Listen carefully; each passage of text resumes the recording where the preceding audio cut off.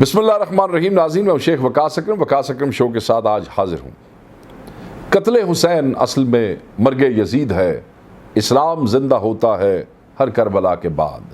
ناظرین، آج ہم شہادت امام حسین اور اس عظیم مقصد کے حوالے سے بات کریں گے جس کے لیے انہوں نے اپنی جان آفرین کے سپرد کی، اور اس بات کا بھی جائزہ لیں گے کہ شہادت کے اس واقعے میں ہمارے لیے کیا سبق ہے۔ ناظرین، نواسہ رسول صلی اللہ علیہ وآلہ وسلم سیدنا حسین ابن علی کی ذات حق و صداقت، جرأت و شجاعت اور صبر و رضا کی وہ بے مثال داستان ہے جو پوری اسلامی تاریخ میں ایک منفرد مقام کی حامل ہے۔ مسند تاریخی روایات کے مطابق رجب 60 ہجری میں یزید نے اسلامی اقدار اور دین کی روح کے منافی ظلم، جبر و استبداد پر مبنی اپنی حکومت کا اعلان کیا۔ بالجبر عام مسلمانوں کو بیعت اور اطاعت پر مجبور کیا گیا۔ مورخ ابن اسیر اپنی تالیف الکامل میں لکھتے ہیں کہ مدینہ منورہ میں ایک مختصر حکم نامہ جاری کیا گیا جس میں تحریر تھا کہ حسین بن علی رضی اللہ عنہ، عبداللہ بن عمر رضی اللہ عنہ اور عبداللہ بن زبیر رضی اللہ عنہ کو بیعت اور اطاعت پر مجبور کیا جائے۔ اس معاملے میں پوری سختی سے کام لیا جائے، یہاں تک کہ یہ لوگ بیعت کر لیں۔ مگر دیکھنے والوں نے دیکھا کہ سیدنا حسین رضی اللہ عنہ نے نہ صرف بیعت سے انکار کر دیا بلکہ یزید کے ظلم و جبر پر مبنی باطل نظام کے خلاف علم جہاد بھی بلند کر دیا۔ ناظرین، حق اور باطل کی مارکہ آرائی روز اول سے جاری ہے۔ حق کی سربلندی اور دین کی عظمت و بقا کے لیے جد و جہد اور جہاد اسوہ پیغمبری اور انسانی ضمیر کے زندہ ہونے کی علامت ہے۔ سرکار دو جہاں حضرت محمد صلی اللہ علیہ وآلہ وسلم نے فرمایا، جابر سلطان کے خلاف کلمہ حق بلند کرنا سب سے بڑا جہاد ہے۔ ناظرین، یہی تعلیم نبی صلی اللہ علیہ وآلہ وسلم امام حسین علی مقام کے پیش نظر تھی۔ یہی وجہ تھی کہ آپ نے بھی امت مسلمہ کو حق و صداقت اور دین پر مر مٹنے کا درس دیا۔ ابن اسیر ہی کی روایت ہے کہ امام حسین علی مقام نے لوگوں کو مخاطب کرتے ہوئے ببانگ دہل فرمایا، لوگوں، رسول اللہ صلی اللہ علیہ وآلہ وسلم نے فرمایا ہے کہ جس نے ظالم، محرمات الہی کو حلال کرنے والے، خدا کے عہد کو توڑنے والے، اللہ کے بندوں پر گناہ اور زیادتی کے ساتھ حکومت کرنے والے بادشاہ کو دیکھا اور قولاً و عملاً اسے بدلنے کی کوشش نہ کی تو اللہ کو حق ہے کہ وہ اس شخص کو اس ظالم بادشاہ کی جگہ دوزخ میں داخل کر دے۔ آگاہ ہو جاؤ، ان لوگوں نے شیطان کی حکومت قبول کر لی ہے اور رحمان کی اطاعت چھوڑ دی ہے، ملک میں فساد پھیلایا ہے، حدود اللہ کو معطل کر دیا ہے، یہ مال غنیمت سے اپنا حصہ زیادہ لیتے ہیں، انہوں نے خدا کی حرام کی ہوئی چیزوں کو حلال کر دیا ہے اور حلال کی ہوئی چیزوں کو حرام کر دیا ہے، اس لیے مجھے اس کے بدلنے کا حق ہے۔ ناظرین، یہی وہ سب سے بڑا جہاد اور دینی فریضہ تھا جس کی ادائیگی کے لیے سیدنا حسین ابن علی رضی اللہ عنہ یزید کے خلاف ریگزار کرب و بلا میں 72 سید روحوں کے ہمراہ پہنچے اور جرأت و شجاعت کی وہ بے مثال تاریخ قائم کی جس پر انسانیت ہمیشہ فخر کرتی رہے گی۔ حق کے متوالے باطل قوتوں کے خلاف صف آرام مردان حق اس راستے پر ہمیشہ چلتے رہیں گے۔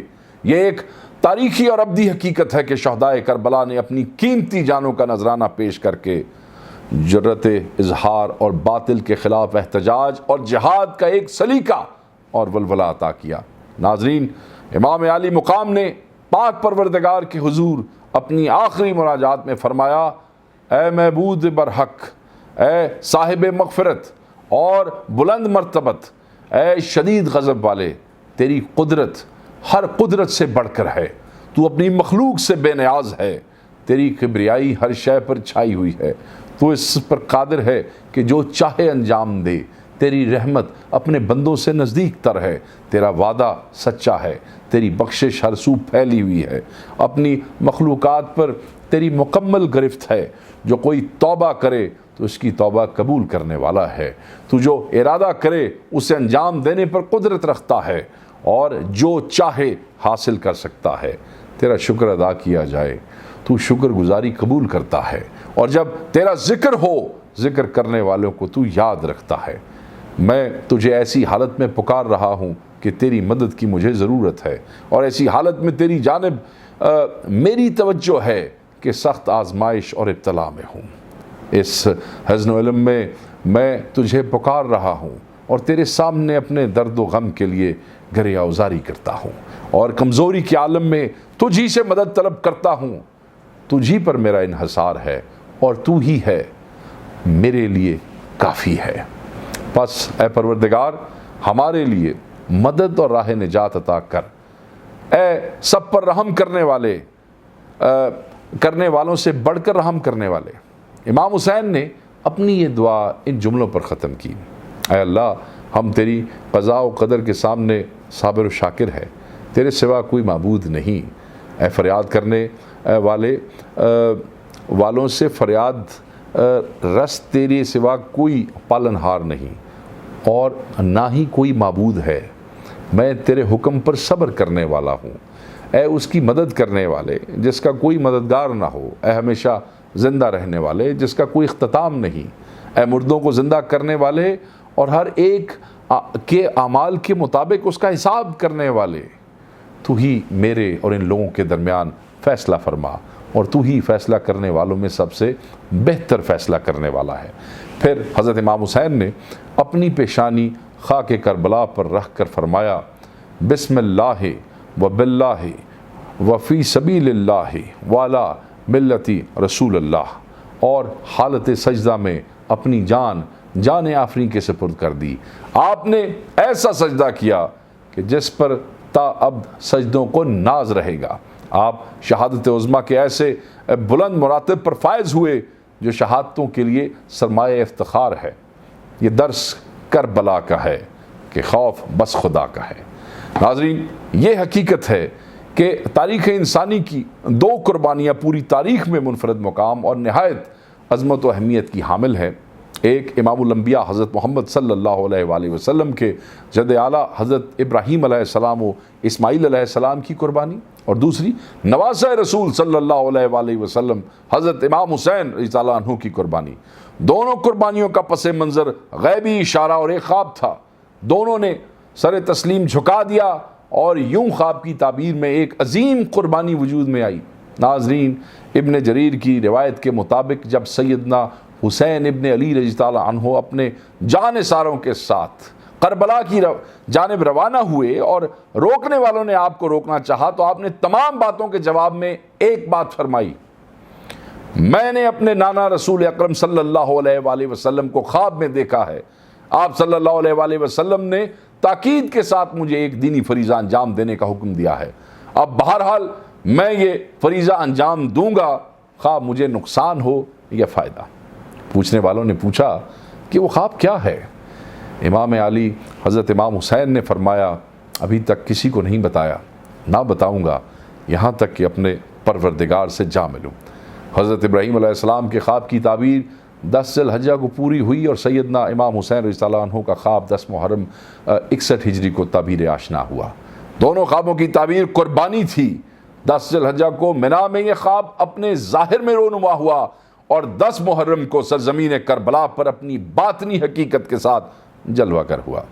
یوں باپ نے جس طرز قربانی کا آغاز کیا تھا، تسلیم و رضا کے پیکر فرزند نے پوری تابانیوں کے ساتھ اس عظیم سنت کو مکمل کیا۔ حضرت اسماعیل علیہ السلام سے جس سنت کی ابتدا ہوئی تھی، سیدنا امام حسین رضی اللہ عنہ کی پر اس کی انتہا ہوئی ہے۔ سیدنا ابراہیم علیہ السلام اور اسماعیل علیہ السلام اور حضرت امام حسین رضی اللہ عنہ کی قربانیوں میں یہی جذبہ عشق و محبت کار فرما تھا۔ اسی لیے یہ قربانیاں آج تک زندہ ہیں اور قیامت تک زندہ رہیں گی۔ حضرت امام حسین رضی اللہ عنہ اور ان کے رفقا اپنے رب کی رضا کے لیے قربانی کی بے مثال تاریخ رقم کر گئے۔ اسی عظیم قربانی کو خراج تحسین پیش کرتے ہوئے کہنے والے نے سچ کہا ہے: شاہ است حسین، بادشاہ است حسین، دین است حسین، دین پناہ است حسین، سر داد نہ داد، دست در دست یزید، حقا کے بنائے لا الہ است حسین۔ اس کا ترجمہ کچھ یوں ہے کہ امام حسین ہمارے راہبر اور بادشاہ ہیں۔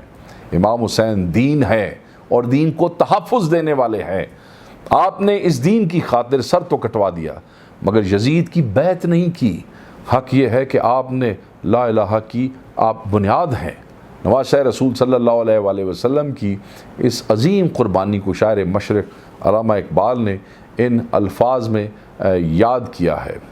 غریب و سادہ و رنگی ہے داستان حرم، نہایت اس کی حسین ابتدا ہے اسماعیل۔ ناظرین، اب سوال یہ ہے کہ قربانی کے اس عظیم واقعے میں ہمارے لیے کیا پیغام ہے؟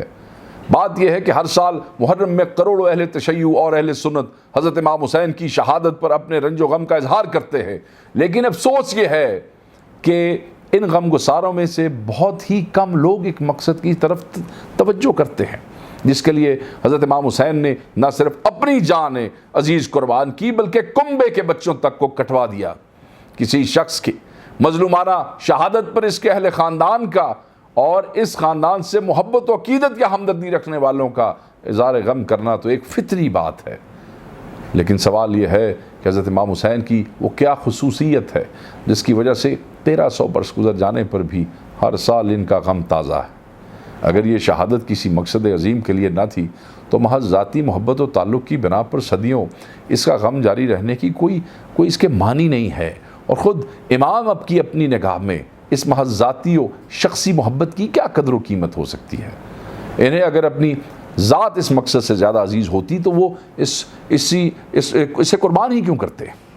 ان کی یہ قربانی تو خود اس بات کا ثبوت ہے کہ وہ اس مقصد کو جان سے بڑھ کر عزیز رکھتے تھے۔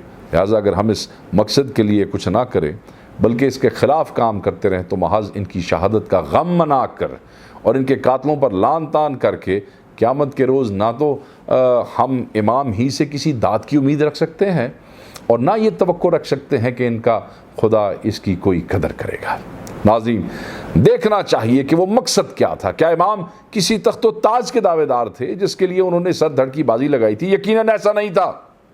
کوئی شخص بھی جو امام حسین کے گھرانے کی بلند اخلاقی اس سیرت کو جانتا ہے یہ بدگمانی نہیں کر سکتا کہ یہ لوگ اپنی ذات کے لیے اقتدار حاصل کرنے کی خاطر مسلمانوں میں خون ریزی کر سکتے تھے۔ حضرت ابوبکر سے لے کر امیر معاویہ تک 50 برس کی پوری تاریخ اس بات کی گواہ ہے کہ حکومت حاصل کرنے والوں کے لیے لڑنا اور کشت و خون کرنا ہرگز ان کا مسلک نہیں تھا۔ اس لیے یہ ماننا ہی پڑے گا کہ امام علی مقام کی نگاہیں اس وقت مسلم معاشرے اور اسلامی ریاست کی روح اور اس کے مزاج اور اس کے نظام میں کسی بڑے تغیر کے آثار دیکھ رہی تھیں جسے روکنے کی جدوجہد کرنا ان کے نزدیک ضروری تھا۔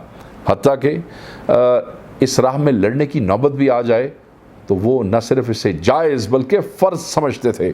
یہی وجہ ہے کہ انہوں نے اس راہ میں اپنی اور اپنے خاندان کی جانوں کا نذرانہ پیش کر کے قیامت تک کے لیے اصلاح و احوال کی جدوجہد کرنے والوں کے لیے عملی مثال قائم کر دی۔ اللہ سے دعا ہے کہ وہ ہمیں امام علی مقام کی راہ کا راہی بنائے، آمین۔ اسی کے ساتھ اجازت دیجیے، اللہ حافظ۔